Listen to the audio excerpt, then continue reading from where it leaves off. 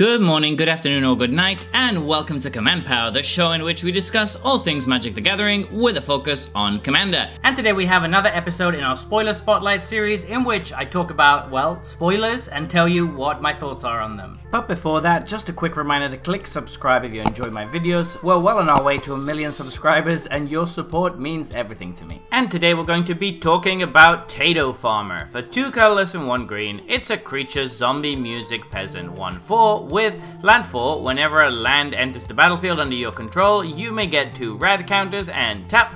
Put target land card in a graveyard that was milled this turn onto the battlefield under your control, tapped. Now, obviously, this must be some in-joke in the Fallout universe because this guy is holding a tomato and not a potato, but what do I know? Because I haven't really played the games. It looks really cool though, the art. I do enjoy just having a random farmer zombie guy chilling there. In any case, about the card itself, it does a couple of things that I think make it very interesting and powerful, outside even of the Fallout precons. Obviously, in the radiation precon, it's really good because it's really self-fueling. You have the landfall ability that gives you radiation counters, which means you're extremely likely to eventually mill some lands with it, at which point you can tap it to put the land you milled into play under your control, which would then give you the landfall trigger again, thus meaning that it's very likely that you're going to get to do it again next turn, which basically means that this is kind of ramp turn after turn after turn. That's really good, even for just 3 mana. There are, of course, a lot of ways to make this even better. One that comes to mind is one that I've been talking about lately in a lot of videos, which is Sting Glinting Dagger. It's really good on this if you have a way to put radiation counters on your opponents, which you probably do, because then you get to steal any lands that they might mill, or if you're running any instant speed mill of your own, which is fairly likely in a Golgari or Sultai deck. And that's just one of the ways that you can kind of take advantage of this card. I am more interested, however, in this card as a card in the 99 of strong decks that we already have. So for example, this seems like it would be very good in a Carador deck, in which you're often going to be milling cards into your graveyard, so being able to take lands from there, even without the rad counter ability, just seems very nice. But also the rad counter ability allowing you to mill every turn is also good in a Carador deck. In Muldrotha, this also seems very good. It's again a deck where you're going to be milling a lot. You can play lands that you mill from your graveyard naturally, but then you can also just rebuy one of them with this, which means that you're basically getting 2 lands per turn, which means you're going to be ramping, which is very solid. However, the deck in which this is going to be at its absolute best is in something like the Gitrog monster, as if that deck needed any more help. Milling is really good in the Gitrog monster because you run a lot of lands, and each land that you hit off a mill results in a card draw. So getting radiation counters is really good, and since you can play additional land drops, you're going to be triggering that first ability more times, which means you're going to get more radiation counters. All of this can really get the Gitrog monster engine going, and obviously ramping lands from your graveyard is something that Gitrog is also very happy with, particularly since that deck has a lot of ways to abuse landfall triggers. That leads me to the final place where this card is going to be played, which is in landfall decks. I just think generically in landfall decks, this is quite solid. You do need to be running a little bit of mill outside of himself, I think, for it to be really good, but it might actually be good enough even without that. If you drop this on turn 4 and follow up with an Evolving Wilds into something else, and you've already got 4 rad counters, which means it's very likely you're going to mill a land, at which point the next turn you've already got the self-fueling engine going, and you shouldn't really have any issue finding a land every turn after that. In any case, seems like a pretty powerful card in the right deck, and I look forward to playing with it. So there you have it. Those have been my thoughts on this new spoiler. What do you think about this card? Please let me know in the comment section below. I read all comments and respond to all of them too. And if you enjoyed this video, don't forget to click like or subscribe. It really helps the channel. And until next time, take care.